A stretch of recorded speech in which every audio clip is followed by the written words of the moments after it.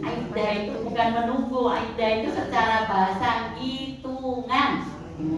Jadi kalau ada ya'uddu adat. Nah, maka ada adat itu artinya jumlah hitungan. Maka iddah secara syar'i itu adalah hitungan bilangan tertentu ketika seorang wanita berpisah dari suaminya. Berpisahnya ini baik karena cerai maupun karena meninggal dunia. Maka ini kita pahami bahwa Islam itu agama yang sempurna, maka mengatur segala aspek kehidupan manusia, termasuk perempuan yang ketika suaminya menceraikannya atau suaminya meninggal, maka ada aturan yang wajib dilakukan, hukumnya wajib. Ya. Jadi menjalankan masa iddah itu hukumnya wajib. Ya. Kalau ada perempuan yang berpisah dengan suaminya, kemudian tidak menjalankan masa iddah, maka dia berdosa. Ya. Jadi masa iddah itu adalah bilangan waktu tertentu yang disebabkan seorang wanita berpisah dengan suaminya. Nah, maka di dalam Al-Quran di surat Al-Baqarah ayat 228 Allah Subhanahu wa taala berfirman, A'udzubillahi minasyaitonirrajim, wal mutallaqatu yatarabbasna bi anfusihinna thalathata quru. Wanita-wanita yang diceraikan oleh suaminya hendaklah menahan diri atau menunggu. Ini makna tarobus ya. Jadi ya tarobas pakai bahasa di Al-Quran itu ya. Bertarobus itu menahan, menunggu selama 3 kali kuru. Nah, kuru ini ada 2 pendapat. Apakah kuru ini artinya suci atau artinya haid? Ya. Tetapi seringnya kita muslimah itu kalau mau nikah nggak belajar pranikah, setelah nikah juga nggak belajar pasca nikah, sehingga kayaknya nikah itu alami aja gitu ya. Padahal harusnya sebelum nikah itu belajar fikih nikah dulu tuntas baru nikah, sehingga tidak terjadi kesalahan dalam berumah tangga. Mungkin ibu-ibu pernah lihat kasus udah dicerai katanya, tapi begitu satu lagi ditanya katanya belum. Nah itu kan menjadi bingung mana yang benar. Padahal cerai pun ada aturan. Maka kalau perempuan dicerai, dia harus menunggu 3 kali kuru. 3 kali kuru itu kalau dia haid. Karena cara mencerai yang benar itu adalah ketika selesai haid, tidak digauli, itu dicerai baru sah. Kalau sudah haid terus digauli baru dicerai, itu sebenarnya perceraian yang tidak benar. Jadi perceraian yang benar itu adalah ya misalkan tengkar dulu lah, habis tengkar sama suami, pas tengkarnya pas istrinya haid, tunggulah sampai selesai haid. Begitu selesai haid lah akor menaik. Iya tak Bu? Kalau begitu akor lagi, berarti tidak boleh dicerai dulu, tunggu lagi. Tunggu lagi nanti kalau pas haid, begitu haid sekarang ribut-ribut lagi. Nah, tunggu dulu, tidak boleh dicerai. Wanita haid itu nggak boleh dicerai. Ya. Tunggu dulu sampai suci. Begitu suci lihat istrinya keramasan terus deketi meneh. Jadi itu artinya Islam itu memberikan kesempatan agar tidak mudah cerai. Jadi kalau mau cerai itu harus ditunggu. Ya. Ditunggu sampai betul-betul sudah tidak ada keinginan kepada istrinya. Maka kalau kuru kemudian dihitung dari suci itu lebih rojih, lebih benar. Karena dimulai dengan begitu haid, selesai haid baru cerai. Begitu dicerai baru dihitung dari ini. Nah, suci kan hitungnya, head, suci lagi baru 1 kali. Nanti head lagi, suci lagi baru 2. Head lagi, suci lagi baru 3. Maka masa idahnya habis. Kalau masa idahnya habis, maka kalau mau rujuk harus akad nikah baru. Tapi maksudnya idah itu adalah diperbolehkan masa menunggu, masa hitungan ditunggu itu adalah agar bisa rujuk kembali. Maka kalau rujuk di masa idah berarti tidak perlu akad baru, tidak perlu mahar baru, langsung aja digauli sudah sah. Gitu Bu, ya. Jadi ini kalau dicerai, ya, masa idahnya 3 kali kuruk kalau masih head. Nah, gimana kalau sudah head? Ya. Kalau sudah tidak head maka pakai hitungan bulan, 3 bulan. Ya. Menunggu 3 bulan. Selama 3 bulan itu tidak boleh nikah. Ya. Tidak boleh dilamar orang lain. Ya. Jadi kalau ada orang masih masa idah lamar itu nggak boleh. Ya. Karena masih semi nikah. Bahasanya semi nikah. Ya. Belum betul-betul cerai. Ya. Jadi masih semi karena dia menunggu masa idah. Ya. Jadi ini kalau dari sisi perceraian. Sekarang pertanyaannya, boleh nggak wanita hamil dicerai? Boleh nggak Bu? Ya, boleh. Oh, boleh. Setelah lahir. Bingung ya? Jadi wanita yang hamil itu boleh dicerai. Berarti kalau dengar bilang nggak boleh itu menurut akal kita. Iya kan? Kan biasanya orang hamil kok dicerai gitu ya. Nah, jadi wanita yang hamil itu boleh dicerai karena masa idahnya apa Bu? Masa idahnya adalah sampai melahirkan. Ya, nanti bisa dilihat di surat At-Tolak ayat yang keempat. Belum saya terangkan di surat At-Tolak ayat yang keempat. Maka di ayat ini wallai ya'isna minal mahid, ya, wanita-wanita yang sudah menopause, sudah tidak haid lagi. Faidatuhunna salah satu quru. Faidatuhunna salah satu asyur. Maka masa idahnya selama 3 bulan. Karena kalau quru itu berkaitan dengan haid. Ya, haid suci. Nah, kalau orang yang sudah nggak haid lagi, biasanya usia berapa Bu? Nggak haid lagi. Coba angkat tangan yang sudah nggak haid.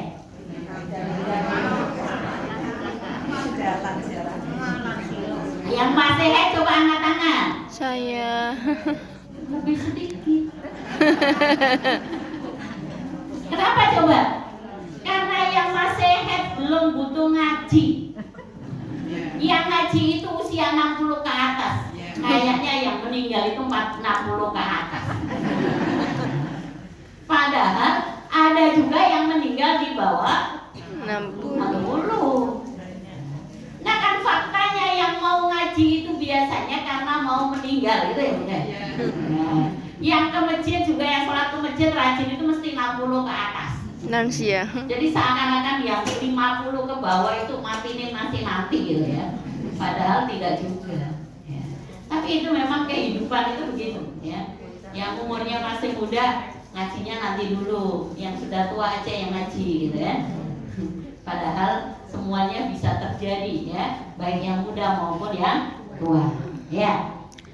Jadi saya lanjutkan tadi, yang diceraikan itu kalau sudah tidak haid maka cara menghitung idahnya 3 bulan. Tapi kalau yang hamil, masa idahnya itu sampai melahirkan, maka wanita hamil itu boleh dicerai. Yang tidak boleh dicerai itu wanita haid. Jadi kalau lagi haid itu tidak boleh dicerai. Kalau dicerai maka harus rujuk, harus balik. Ya. Maka ini yang kadang pelajaran yang seperti ini tuh gak diajarkan di dalam sekolah. Ya, jangan ada pelajaran waktu sebelum akad nikah? Gak ada. Ya. Makanya itu tugas KUA. Kalau suaminya yang bekerja di KUA, ya itu tugasnya sebenarnya. Harus tugasnya penyuluh, tugasnya di KUA itu harusnya sebelum akad nikah itu harus belajar dulu fikih nikah. Sehingga tidak terjadi kasus ini saya ini dicerai apa enggak Ustazah? Dan kenapa? Suami saya itu kalau lagi marah mesti bilang saya cerai kamu. Kalau enggak saya antarkan kamu ke rumah orang tuamu. Semudah itu dan habis itu nanti begitu hilang marahnya datang lagi, digauli lagi. Ya. Karena ini menunjukkan nggak paham tentang fikih nikah. Jadi fikih pranikah dan fikih pasca nikah. Ya terutama ibu-ibu yang punya anak laki-laki itu harus diajari dulu tentang fikih nikah. Jadi kalau bisa ibu-ibu kalau punya anak mau nikah itu suruh baca fikih nikah dulu. Ya. Pakai khatam bila perlu kayak pelajaran sekolah gitu loh Bu. Ini apa toh? Ya, ini fikih nikah dibaca dulu, setelah dibaca jangan tanyai. Sudah paham belum? Itu termasuk tugas pendidikan. Ya. Jadi tugas pendidikan orang tua itu adalah begitu mau mengantarkan putra putrinya menikah, diajarkan dulu fikih nikah. Lah fikih masa diajari boten? Ya iya, fikih masa iya Bu. Jangan sampai suaminya jadi percobaan. Kayak jenengan dulu kayaknya suaminya jadi percobaan. Masa pertama kasinen, masa kedua manisan, masa keempat rawon rasani. Itu namanya menjadi menjadi percobaan. Ya itu malah bagian ya daripada tugas kita menjadi ibu itu mengajarkan sampai tuntas baru dilepas. Ya. Maka fikih nikah itu minimal harus diajarkan. Kalau nggak bisa ngajarkan paling nggak baru buku dipelajari baru nikah. Dan ini tidak dilakukan. Kita itu kalah dengan orang-orang Kristen. Orang Kristen itu kenapa jarang terjadi perceraian, bahkan tidak boleh cerai. Karena mereka sebelum nikah itu paling tidak 1 bulan itu ke gereja terus belajar tentang fikih nikah berdasarkan Injil. Kalau di Islam ya harusnya belajar fikih nikah, ada bab fikih nikah. Tetapi jarang dipelajari secara tuntas, terutama bagi yang mau nikah. Ya, saya lanjutkan. Wala ilam yahidna wa ulatul ahmal, dan para wanita-wanita yang hamil ajalahunna ayyadna hamlahunna, maka masa idahnya adalah sampai melahirkan. Lah kalau hamilnya 3 bulan berarti masa idahnya panjang dong. Ya 6 bulan sampai lahir. Lah kalau hamilnya 9 bulan kurang seminggu, ya cuma seminggu. Dulu di masa Rasul Shallallahu Alaihi Wasallam itu ada sahabat mau sholat subuh,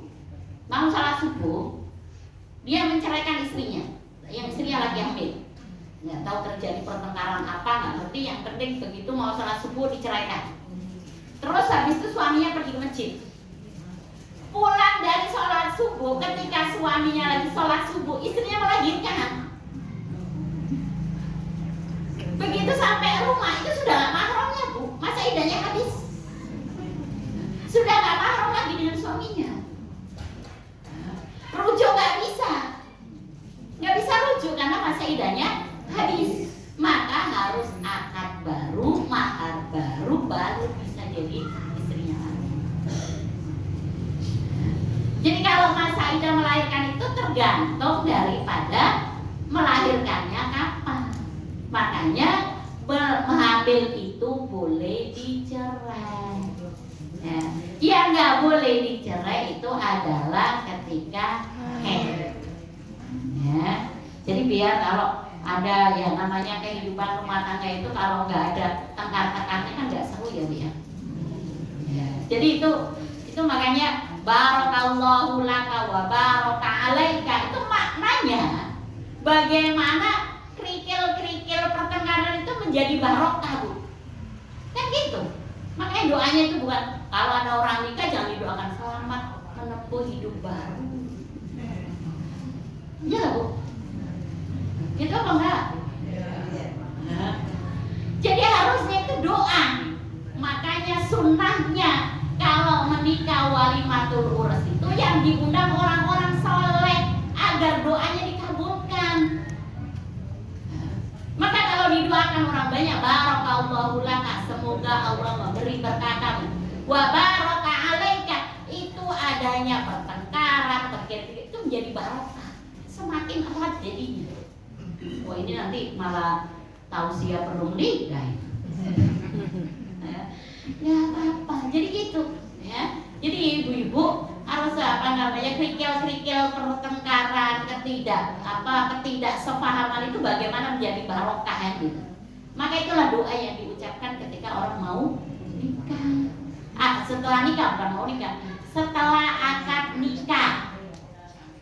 Ya, jadi kalau panjenengan menjadi ibu anaknya habis akad itu jangan lupa doakan itu, Bu. Itu penting sekali. Ya, jangan selamat menempuh hidup baru. Sing apik ya do malamun. Ya. Doa yang diajarkan Rasul Shallallahu Alaihi Wasallam tidak diucapkan, padahal itu tak penting. Ya, makanya menggunakan barokah alaik. Yang satunya barakallahu laka, yang kedua barokah alaik. Itu permasalahan rumah tangga itu menjadi berkah itu gimana caranya gitu. Ya. Jadi tidak menimbulkan perceraian, tapi justru menambah kebaikan. Ya. Karena ternyata dengan tengkar-tengkar site itu lama-lama dan tambah akur.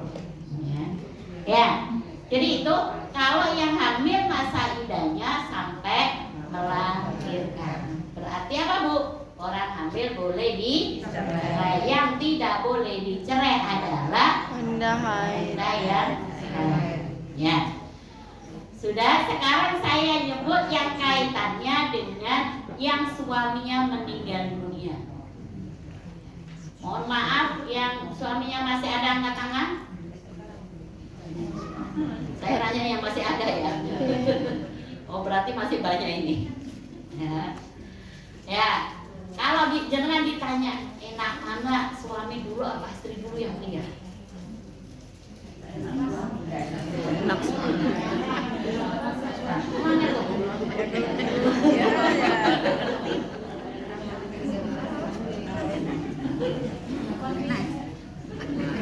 Iya, tapi kan tetap nanti yang menentukan Allah. Kenapa milih awalnya bayangan milih aja gitu kan?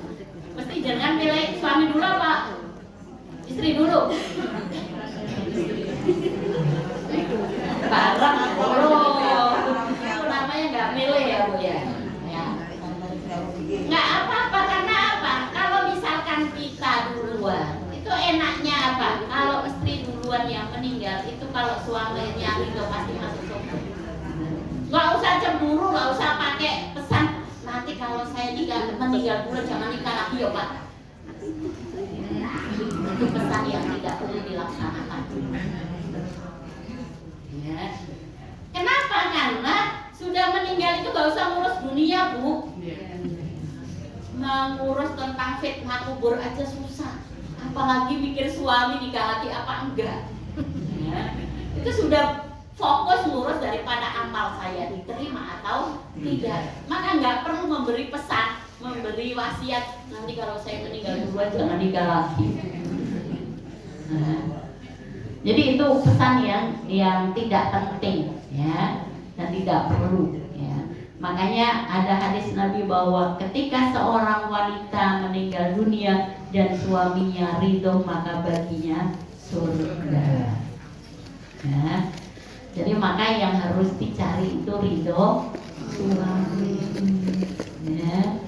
Itu yang harus diutamakan. Ya. Jangan dibalik. Ya. Kalau dibalik gimana? Istri itu ridho atau tidak ridho gak mempengaruhi suami masuk surga atau tidak, Bu. Ya. Jadi kalau ada seorang suami meninggal dunia, istrinya marah-marah, tapi dia soleh, dia baik, dia bisa masuk surga. Ya. Tetapi kalau seorang istri, suaminya sudah bilang saya tidak ridho karena istri saya nggak pernah taat, udah itu nggak bakal bisa masuk. Ya. Maka yang penting bagi perempuan itu bagaimana mendapatkan ridho suami. Maka diantaranya perempuan itu bisa masuk surga adalah dengan taat pada suami. Kenapa saya sebut? Karena hari ini taat itu susah. Ya nggak, Bu? Taat pada suami susah apa gampang? Susah.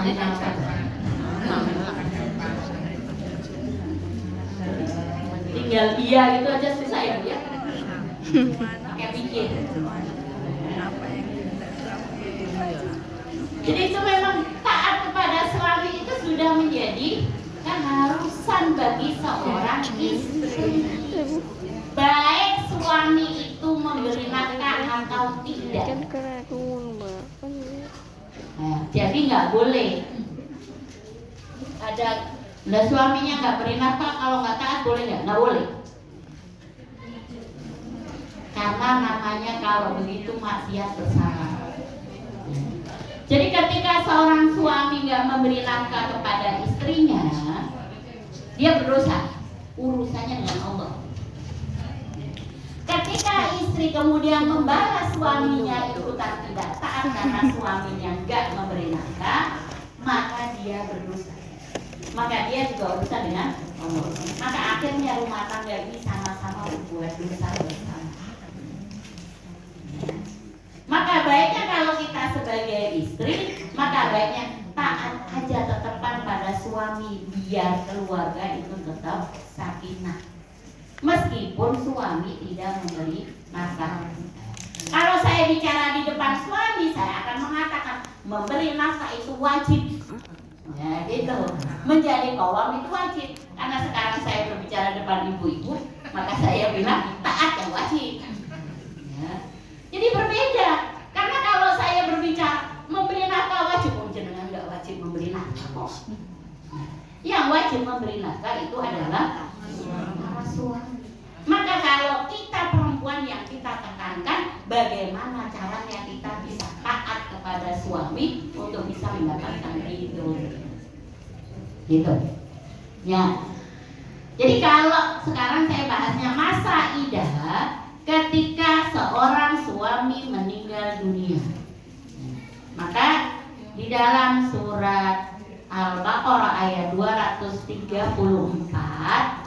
Allah Subhanahu wa taala berfirman, "Walladzina yutawaffawna minkum wa yadharuna azwaj yatarabbasna bi anfusihinna arba'ata asyhuri wa asyra." Laki-laki yang meninggal dunia dan meninggalkan istri, hendaklah para istrinya tarabus, menunggu, ya, menahan diri selama 4 bulan 10 hari. 4 bulan 10 hari itu lama apa cepat, tuh? Hah? Oh, lama toh?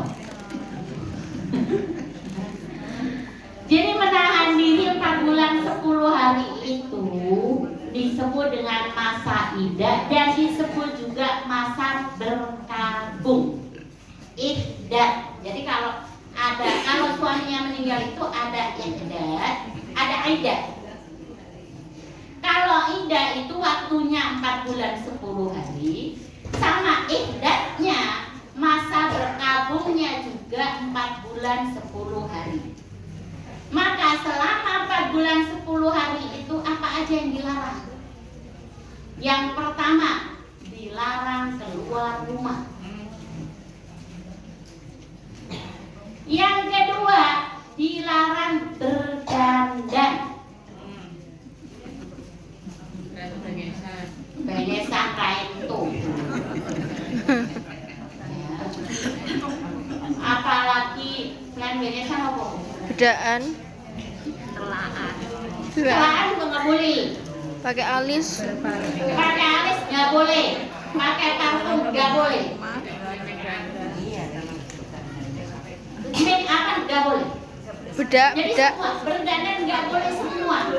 Selama masa iddah tidak boleh. Jadi kalau jenengan misalkan, mohon maaf, barangkali ada yang suaminya meninggal kan banyak tamu nih. Nggih. Jadi menyambut tamu itu bukan tamu Bu namanya. Itu orang takziah. Ya. Takziah itu artinya menghibur. Karena dia menghibur maka tidak perlu dikasih hidangan karena bukan tamu. Jadi kalau istilahnya kan menghormati tamu, ini bukan tamu tapi orang takziah. Ya. Jadi ketika orang-orang yang takziah datang, itu orang istrinya, kalau istrinya itu 4 bulan 10 hari, kalau anaknya itu 3 hari saja. Ya. Jadi yang 4 bulan 10 hari itu hanya istrinya. Ya. Jadi meskipun ibunya atau mungkin anaknya atau siapa saja itu cuma 3 hari, nggak boleh lebih dari 3 hari. Yang lebih 4 bulan 10 hari itu hanya istri. Maka selama masa berkabung atau bahasa Arabnya itu iddah, maka tidak boleh jalan-jalan. Loh sedih, masa nggak boleh kemana-mana. Maka tadi sudah saya awali menjalankan masa iddah itu hukumnya wajib. Ya. Jadi kalau ada orang yang takziah, ya ibu biasa aja, wudhu aja, cuci muka, nggak usah pakai benyes tadi katanya. Ya, nanti nggak ini ya. Kalau kita mau taat kepada Allah dan Rasulnya, maka kita jangan. Bahkan ada hadis yang disebut tidak boleh pakai baju yang masbugo. Ini yang saya masih rotok bingung menjelaskannya. Karena baju yang masbuk itu kan baju yang dicelup. Apa yang dicelup orang Arab itu beda dengan orang Indonesia. Karena orang Indonesia itu dasarnya semua dicelup. Iya Bu. Lah batik itu kan pakai dicelup semua. Ya. Jadi semua batik itu nggak ada yang nggak dicelup, semuanya dicelup. Lah kalau kita suruh pakai baju luaran nggak dasteran ya kena, gitu kan? Karena daster itu pakaian kebesaran ibu-ibu. Pakaian kebesaran dan pakaian kenikmatan ya Bu ya. Iya. Ya. Jadi daster itu apalagi kalau sobek 3-4 pun tambah silir. Ya tambah ISIS gitu ya Bu ya. Tapi ya itu tadi, ya sebisa mungkin. Karena sebenarnya pakaian yang dicelup itu nggak boleh. Jadi kalau di rumah aja mungkin nggak apa-apa. Tapi kalau nemuin orang sebaiknya pakai baju yang polos. Ya. Jadi kalau sendiri di rumah nggak apa-apa, ya. Tapi kalau ketemu orang sebaiknya pakai pakaian yang polos. Tidak harus hitam. Ya. Tidak harus hitam. Ya kalau jenengan apa mau pakai 4 bulan 10 hari pakai baju hitam.